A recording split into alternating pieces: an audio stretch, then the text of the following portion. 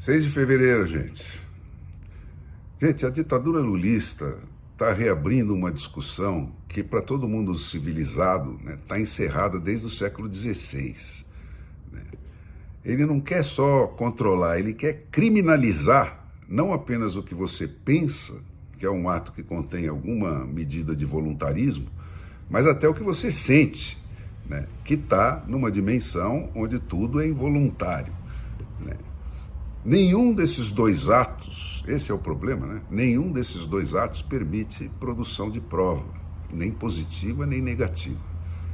Não tem como palpar um pensamento ou um sentimento. Nenhum dos dois deixa rastro. E é por isso que a acusação desse crime só pode partir da denúncia de um terceiro. E aí, você que se vire para provar a sua inocência. Pensou ou não pensou? Sentiu ou não sentiu? E é essa a fronteira que torna o indivíduo permanentemente vulnerável, justifica a tortura e cria os impérios do terror, que estão pontuando toda a história da humanidade. Criminalizar os pensamentos e as palavras, gente, significa, portanto, dar para o executor da lei carta branca para ele fazer de você o que ele quiser, na hora que ele quiser. E isso é abrir mão de todas as conquistas da civilização. A grande obra do Iluminismo, que foi o movimento filosófico que criou a democracia moderna, foi empurrar essa fronteira para trás. Os iluministas não foram melhores do que nós. A pergunta fundamental deles era a mesma de sempre. Como é que nós ficamos desse jeito que nós somos? Por que a história da humanidade é esse banho de sangue e essa linha infindável de horrores? Por que a injustiça vence sempre? Como é que se consegue mudar isso? A partir de 1450, a prensa do Gutenberg tirou os livros das bibliotecas trancadas dos conventos e começou a espalhar esses livros pelo mundo. Foi a primeira grande ruptura com a censura sobre a qual a humanidade tinha vivido desde o primeiro homem até então. Foi o primeiro voo livre da inteligência. Nessas bibliotecas dos conventos dormiam todos os registros do que a humanidade pensou desde Aristóteles.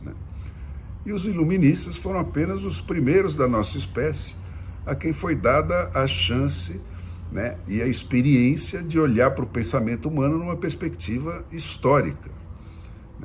Os primeiros a poder contemplar toda a sequência das perguntas que nós fizemos e das respostas que nós demos àquelas questões essenciais de sempre. E os primeiros a poder contemplar o que de tudo isso, de toda essa sequência, permaneceu valendo independentemente das mudanças das circunstâncias. E o efeito dessa experiência foi fulminante. Criou uma espécie de euforia. A libertação das inteligências da prisão do dogma, a possibilidade de experimentar e de duvidar, de cara criou o subproduto da ciência moderna, que não é pouca coisa. E abriu para a humanidade a possibilidade de ganhar algum controle sobre o seu próprio destino. A raiz de toda opressão, foi a conclusão deles, está na criminalização dos pensamentos e das palavras. E a resposta está em reconhecer e em institucionalizar a dimensão do eu. Reconhecer e tornar inviolável o círculo da intimidade. Declarar o fato como a única base da verdade e da justiça e, portanto, como o único limite daquilo que pode ser regulamentado por terceiros. O resto é de cada um. O resto é da religião. E, por isso mesmo, também a escolha da religião tem que ser livre. Criminalizar de novo os pensamentos e as palavras é a volta à idade das trevas. É a volta ao tempo em que não existia presunção de inocência. É a volta ao tempo em que o ônus da prova volta a ser do acusado. É a volta ao tempo em que basta uma denúncia para acabar com a sua vida. E a civilização, gente, é, sem tirar nem pôr, tudo que se opõe a isso. O resultado prático, a tradução formal da aventura intelectual dos iluministas para o eterno confronto da liberdade contra a opressão, é o chamado Estado de Direito, que por todas as razões mencionadas, passa a ser regido por uma lei que alcança exclusivamente o universo material, o universo dos fatos e das obras. A inviolabilidade do círculo da intimidade, onde moram os pensamentos e de onde saem as palavras, é o que blinda o indivíduo contra o poder do rei e contra o poder do Estado. Porque, estando dentro da lei, nem o rei nem o Estado podem te tocar. E a suspensão dessa proteção só pode ocorrer mediante prova material, mediante feito, mediante obra visível, palpável, mensurável e expressamente capitulada como criminosa previamente, como são, por exemplo, as obras do lulismo, provadas e comprovadas pela Lava Jato. Esse, gente, é o resumo da civilização. O Estado Democrático de Direito é um importante avanço sobre a ideia do Império da Lei. Ele determina, do Império da Lei e do Estado de Direito, o Estado Democrático de Direito determina que, para além de exigir o cumprimento da lei igual para todos, inclusive para o rei, e principalmente para o rei, esse cumprimento tem que ser feito dentro do passo a passo de um ritual técnico e impessoal que contemple acusação e defesa, que é o chamado devido processo. Mas o Estado Democrático de Direito acrescenta sobre o Estado de Direito o princípio de que a própria lei de que se vai exigir o cumprimento adiante tem que ser diretamente feita ou formal e expressamente aprovada no voto por quem vai ter que cumprir ela. Essa é a beleza do Estado Democrático de Direito. Ele exige também a anuência à lei, e não só a imposição da lei.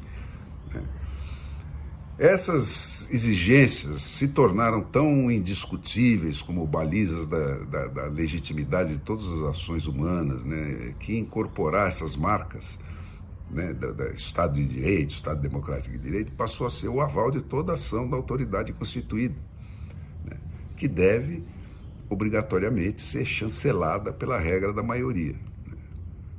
Mas alto lá, é o produto que define a marca e não a marca que define o produto. O Antônio Gramsci foi o grande teórico da tática comunista da conquista do poder. E ele partiu da constatação de que, morta aquela utopia da igualdade absoluta num mundo sem patrões, pela vivência terrível que foi o socialismo real, e diante do sucesso esmagador do capitalismo democrático, estava perdida para sempre a possibilidade de conquistar a maioria com argumentos, e que, portanto, só uma gigantesca trapaça poderia levar esse pessoal de volta ao poder. Essa trapaça, gente, consiste em inverter o sentido dos conceitos. Vender como democracia o socialismo, que é, por definição, a antidemocracia, é o mero transplante para além da Idade Média do absolutismo monárquico, onde só tem um rei que é dono de tudo e os barões para quem ele distribui pedaços lá da sua propriedade em troca de parceria na opressão dos súditos, como fazem o Putin e os seus oligarcas, e o Xi Jinping e os seus capitalistas de Estado. E consiste, por oposição, em vender a democracia real como antidemocracia. Então, da onde ele parte? Foi a psicanálise das sociedades humanas pela história que desagou na democracia real? Então, o único jeito de desfazer isso é levar gerações inteiras a engolir falsificações da história. E, em parte alguma, gente, esse esforço logrou mais sucesso que nesse Brasil inculto, deseducado, onde o mundo começa, a cada pessoa que nasce, recomeça do zero, esse Brasil acostumado sempre à censura, em nenhum lugar essa trapaça teve mais sucesso do que aqui. Mas aí a gente tem que tirar o chapéu. A maior virtude da esquerda antidemocrática, que é aquela que congrega os perdedores inconformados da corrida do merecimento, né, é a persistência. Ela trabalhou um século inteiro por ensaio e erro para identificar com precisão as encruzilhadas-chave que rendem o controle dos sistemas democráticos pela manipulação da regra e não pelo convencimento das maiorias, né? E essa é a maior vantagem dela sobre as maiorias que seguem a regra e trabalham exclusivamente a dimensão do argumento, né? E que tem uma enorme dificuldade até de entender de onde exatamente vem esses mal que as amarra, que é essa manipulação da regra pelo inimigo. É isso, esse Brasil de hoje, né? Que já sabe o que não quer, mas não sabe o que quer. A genialidade do Gramsci está em demonstrar que falsificar a história para gerações inteiras não é uma coisa tão difícil de fazer. Basta identificar e ocupar os gargalos do sistema de transmissão do conhecimento, né, que são as escolas, os jornais, as artes, as redes sociais, e então perverter a educação daquele ideal iluminista de um sistema de busca e de transmissão do conhecimento, depurado pela história e pela ciência de geração em geração, em um sistema de disseminação sistemática da mentira, né, para pôr uma narrativa no lugar dos fatos. E uma vez feito isso, é só explorar metodicamente a covardia e o medo de ficar só, que são as duas características atávicas que mais generalizadamente definem esse animal gregário que é o ser humano, para ir conquistando adeptos, né? Essa imprensa analfabeta que assola o Brasil hoje é o mais preciso dos medidores do sucesso dessa trapaça, que em lugar e em tempo algum logrou mais sucesso que no Brasil.